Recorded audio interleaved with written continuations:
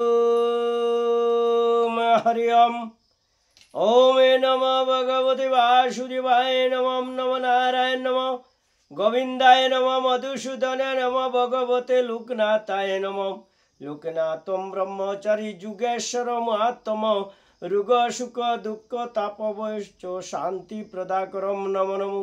यदा यदा जमैश्य ग्लानि भवति भारतम ঐক্যকামানঙ্গে ধর্মস্য তদত্তনঙ্গে সৃজনায়মম। রনে বনে জলে জঙ্গলে যখন যেখানে বিপদে পড়িবে লোকনাথে বাবার কথা স্মরণ করিবে। লোকনাথে বাবা বিপদ থেকে রক্ষা করিবেন। জয় গুরু লোকনাথে ব্রহ্মচারী কি জয়। লোকনাথে ব্রহ্মচারীর জীবনী গ্রন্থ কি জয়। দূর শ্রবণ ও দর্শন সিদ্ধি দ্বারা লোক শিক্ষা কথনেম। দূর শ্রবণ ও দর্শন সিদ্ধি 10টি গৌণ সিদ্ধির অন্তর্গত। যে সিদ্ধির বলে যোগী ত্রিভুবনের সকল শব্দ শ্রবণ সকল অদৃশ্য দৃশ্য করতে পারেন, দর্শন করতে পারেন, তাকে দূরশ্রবণ ও দর্শন সিদ্ধি বলে। অষ্টাঙ্গ যুগে 8টি মুখ্য সিদ্ধি প্রাপ্ত হবার পর যোগী এই গৌণ সিদ্ধি প্রাপ্ত হন। বাবা লোকনাথ ব্রহ্মচারী যে এই সিদ্ধি প্রাপ্ত ছিলেন, অর্থাৎ তিনি যে সাধারণ মানুষের কাছে অদৃশ্য জিনিসও দর্শন করতে পারতেন বা ত্রিভুবনের সকল শব্দই শ্রবণ করতে পারতেন, সেটা তিনি একটি ঘটনার মাধ্যমে জনসমক্ষে এনেছিলেন। এখানে উল্লেখযোগ্য যে অষ্টাঙ্গ যোগ শিক্ষার সময় বাবা শব্দব্রহ্মের তপস্যা করেছিলেন। একবার নারায়ণগঞ্জ যুগ্ম ম্যাজিস্ট্রেটের আদালতে বারাদির কিছু গরিব চাষিদের নামে কিছু বিত্তবান ব্যক্তি ফৌজদারি মামলা করেন। সেই গরিব চাষিরা লোকনাথ বাবার একনিষ্ঠ ভক্ত ছিল। তারা একদিন বাবার কাছে এসে মামলায় সত্য ঘটনা নিবেদন করে তাকে চাষিদের হয়ে আদালতে সাক্ষী দিতে অনুরোধ করেন।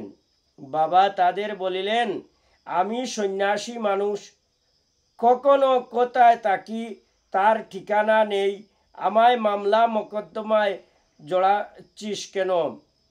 আমার দ্বারা ওসব হবে না।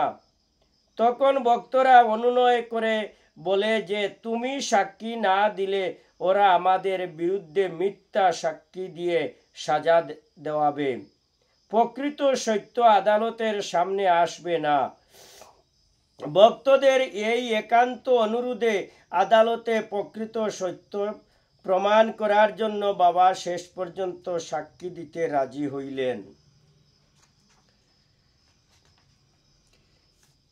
মামলার দিন আদালত কক্ষ থেকে লোকারণ্য সবার মধ্যে প্রচার হয়ে গেছে যে সেদিন বাবার বারাদির ব্রহ্মচারী বাবা আদালতে সাক্ষী দিতে আসছেন। নারায়ণগঞ্জে তার অগণিত ভক্ত ছিল। তারা ছাড়াও অন্য অনেকে যারা কোনোদিন তার দর্শন পাননি, সেই সব লোক আদালতে কেবলমাত্র ব্রহ্মচারী বাবার দর্শন আকাঙ্ক্ষায় এসেছে। আদালতের কাঠগড়ায় সাক্ষীর নাম ধরে ডাক পড়তেই বাবা সাক্ষীর কাঠগড়ায় উপস্থিত হইলেন। গুঞ্জন মুখর আদালত কক্ষ একেবারে স্তব্ধ হয়ে গেল। সকলে উদ্গ্রীব হইলেন ব্রহ্মচারী বাবা কি বলবেন সে কথা শোনার জন্য। যুগ্ম ম্যাজিস্ট্রেটে বাবা লোকনাথ ব্রহ্মচারীর দীর্ঘ জটাজুট মুন্ডিত দেহের দিকে তাকিয়ে নাম ও ঠিকানা জিজ্ঞাসা করার পর প্রশ্ন করিলেন, আপনার বয়স কত?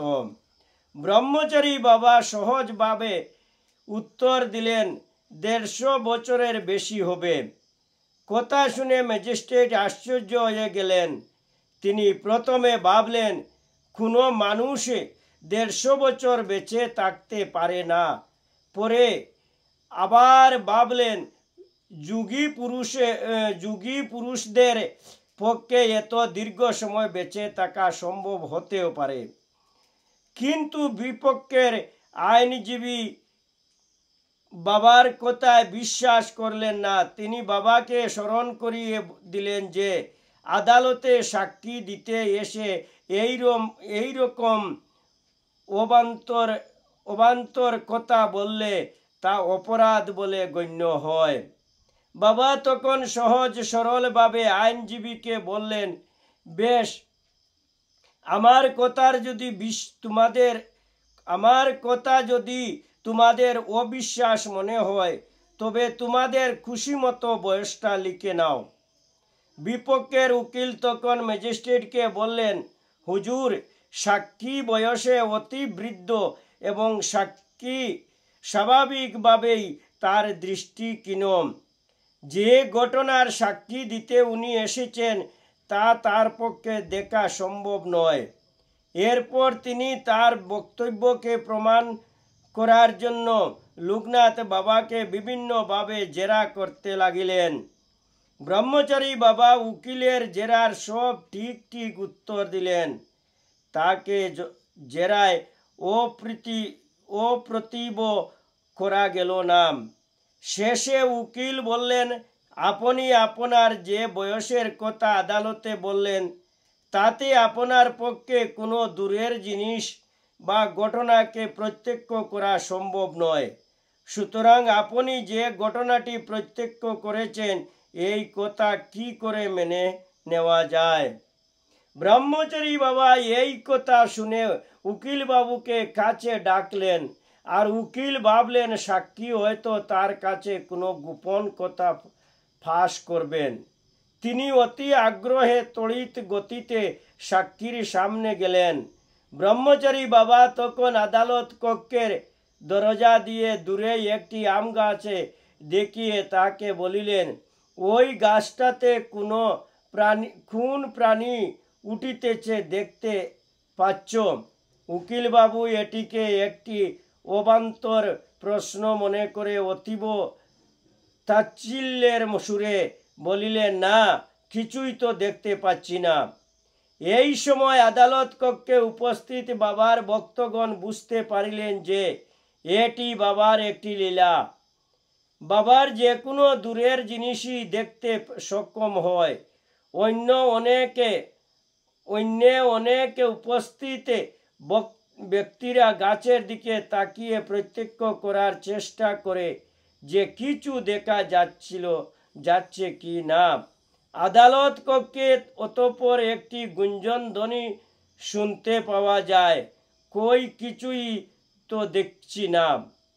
ব্রহ্মচারী বাবা তখন হেসে বললেন, আশ্চর্যের কথা, তোমরা সব বয়সের যুবক, তোমাদের দৃষ্টিশক্তিও প্রখর, অথচ এত কাছের জিনিসও তোমরা দেখতে পাচ্ছ না। উকিলবাবু তখন কিছুটা ব্যঙ্গের সুরে বললেন, বেশ, আপনি বলুন, ওই আম গাছে কোন প্রাণী উঠছে? ব্রহ্মচারী বাবা সহজভাবে বললেন, ওই গাছে একদল লাল পিঁপড়ে সারি বেঁধে উপরের দিকে উঠছে। বাবার কথা শুনে আদালত কক্ষে সকলে বিস্মিত হল। ম্যাজিস্ট্রেট সাহেবও বিস্মিত হইলেন। তিনি উকিলবাবুকে বলিলেন, নিজে সেই গাছের কাছে গিয়ে দেখে আসতে যে এই সন্ন্যাসী যা বলছেন সেটা সত্য কি না। উকিলবাবু তখন আদালত কক্ষ থেকে দূরে অবস্থিত সেই গাছের কাছে গেলেন, আর কৌতূহলী কিছু লোকও উকিলবাবুর সঙ্গী হইলেন। গাছের কাছে গিয়ে তারা দেখলেন যে সত্যই এক দল লাল পিঁপড়ে সারি বেঁধে উপরের দিকে উঠছে। তারা সকলে বিস্মিত হয়ে এসে ম্যাজিস্ট্রেটকে সেই কথা জানালেন। তিনিও হতভম্ব হয়ে গেলেন। তিনি বুঝতে পারলেন যে এই ব্রহ্মচারী একজন সাধারণ মানুষ নয়, ইনি নিশ্চয়ই একজন যুগ সিদ্ধি মহাপুরুষ। যুগ বলে সব অদৃশ্য বস্তুই উনার দৃশ্যমান হয়। এরপর ম্যাজিস্ট্রেটে লোকনাথ বাবার সাক্ষী গ্রহণ করেন এবং তার সাক্ষ্য বলে বাবার ভক্তরা ফৌজদারি মামলায় নির্দোষ প্রমাণিত হয়ে মুক্ত হন।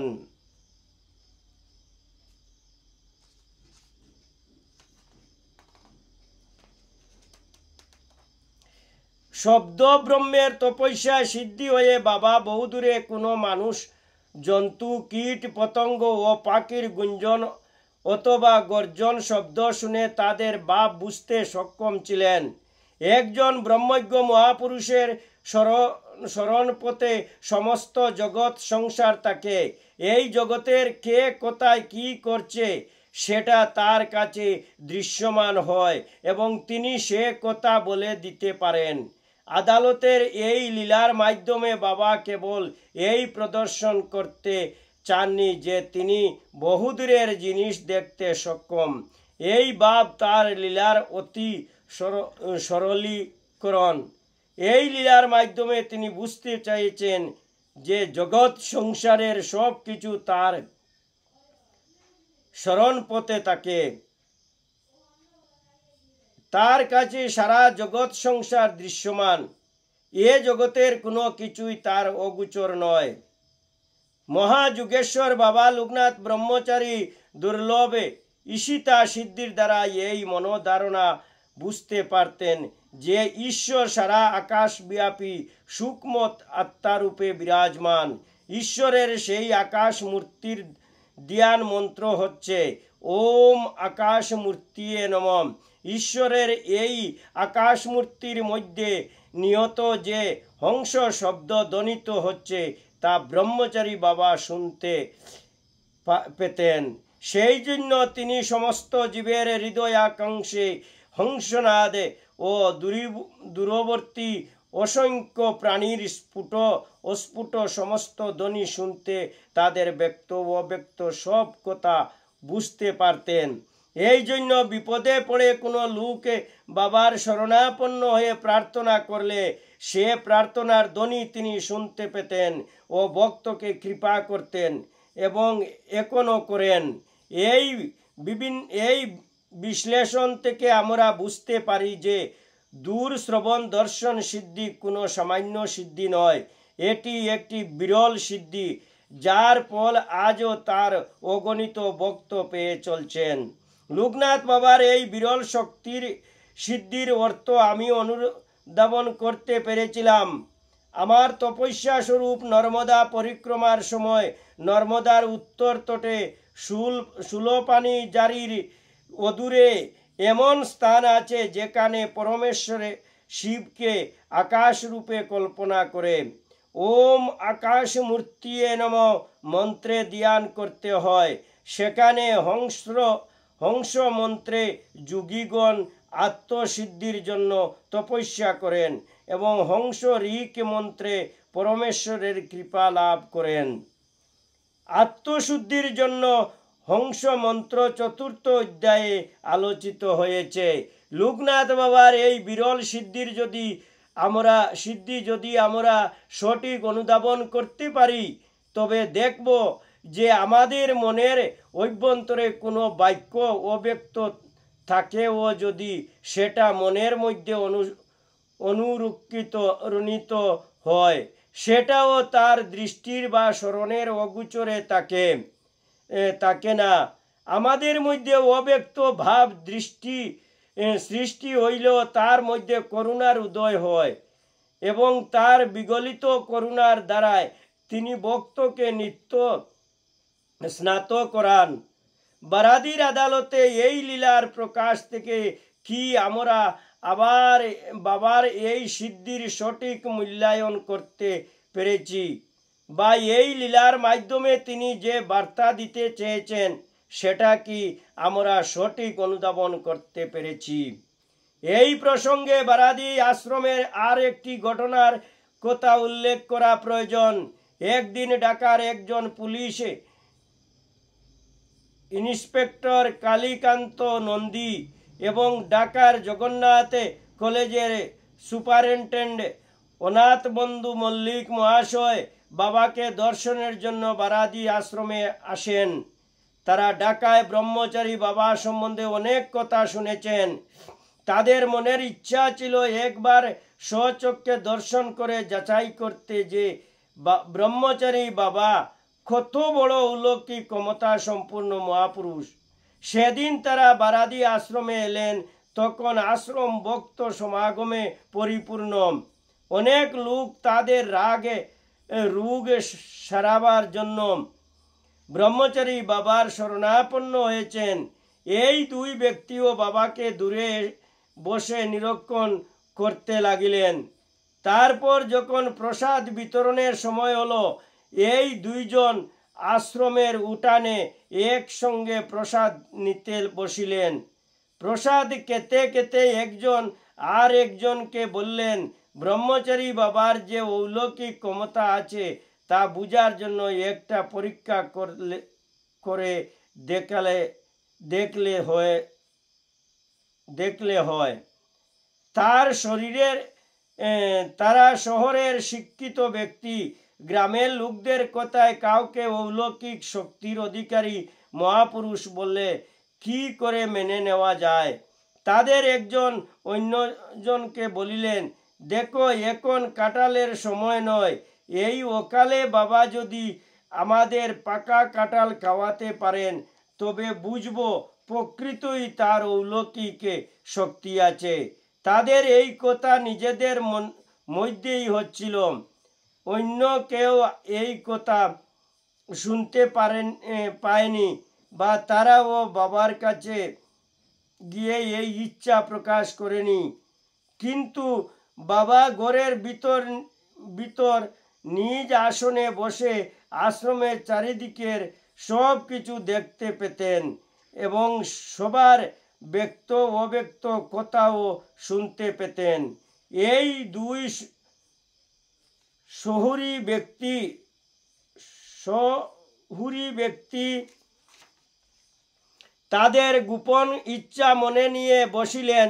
এই কথা কথোপকথনের প্রায় 2 ঘন্টা বাদে দেখা গেল এক ব্যক্তি একটা বড় কাঁঠাল মাথায় নিয়ে আশ্রমে এসে বাবার ঘরের সামনে রাখল। এই ব্যক্তি কাঁঠালটি রেখে কারো সঙ্গে কোনো কথা না বলে বাবাকে প্রণাম করে চলে গেলেন। লোকটি চলে যাওয়ার পর বাবা একজনকে ডেকে বলিলেন, এই কাঁঠালটা এখনই ভেঙে এই দুই ভদ্রলোককে খেতে দাও। এরা যথেষ্ট খাওয়ার পর যদি কিছু অবশিষ্ট থাকে তবে আমাদের সকলকে বেটে দিও। আশ্রম সেবক কাঁঠালটি ভেঙে ডাকার 2 ভদ্রলোককে খেতে দিল। সামনে পাকা কাঁঠাল দেখে ওই 2 শহুরে ভদ্রলোকের অবস্থা তখন খুবই করুণ। তারা ভাবতে লাগিলেন যে কথা তাদের নিজেদের মধ্যে গোপনে হয়েছিল, বাবা কি করে সে কথা জানতে পারলেন। এবং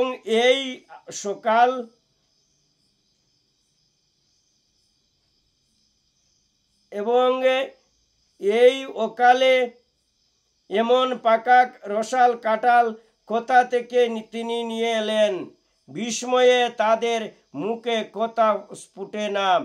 এক্ষণে তারা বুঝতে পারলেন যে তাদের সামনের 2 ব্যক্তি কেবল অসামান্য অলৌকিক শক্তির অধিকারী নন, তিনি একজন অদ্বিতীয় মহাপুরুষও বটে। শ্রদ্ধায় ও সম্ভ্রমে তাদের মাথা সবার সামনে নত হলো এবং তারা তখন বাবার কাছে কৃপা ভিক্ষা করলেন। বারাদিতে বাবাকে নিত্যই এই পরীক্ষা দিয়ে যেতে হয়েছে এবং হয়তো আজও ভক্তদের কাছে তার স্বরূপে চেনার জন্য এই পরীক্ষা দিয়ে যেতে হচ্ছে। কবে তার ভক্তরা বুঝবেন তিনি আছেন কেবল ভক্তদের কৃপা করার জন্য। ওম নমো ভগবতে লোকনাথায় নমঃ। ওম নমো ভগবতে বাসুদেবায় নমঃ। হে দয়াময় বাবা লোকনাথ ব্রহ্মচারী, আজকের তোমার এই অধ্যা পাঠে যদি আমি অদমের কোনো ভুল ত্রুটি থাকি, অদম জানিয়া নিজ গুণে ক্ষমা করিবে। ভুল ত্রুটি সদাই তুমি বাবা লোকনাথ। আমি কোনো কিছু চাই না, তোমার নাম গানে চাই। নিত্য তোমার নাম গানে সদা ধর্মপথে মতিগতি দিয়া দিবে। দয়া করে কৃপা করিবে দয়াময় বাবা লোকনাথ ব্রহ্মচারী কি জয়। বল হরি বল হরি বল হরি বল। হরে কৃষ্ণ কৃষ্ণ কৃষ্ণ হরে হরে, হরে রাম রাম রাম হরে হরে। হে ভক্তগণ, বাবা লোকনাথের এই অধ্যা পাঠে যদি আপনাদের ভালো লাগে, জয় বাবা লোকনাথ লিখে একবার এই চ্যানেলে লাইক করে দিবেন, যাতে সবার কাছে বাবা লোকনাথের এই কথা পৌঁছতে পারে। আমার নিবেদনে আপনাদের কাছে জয় গুরু লোকনাথ কি জয়। ওম নমো ভগবতে।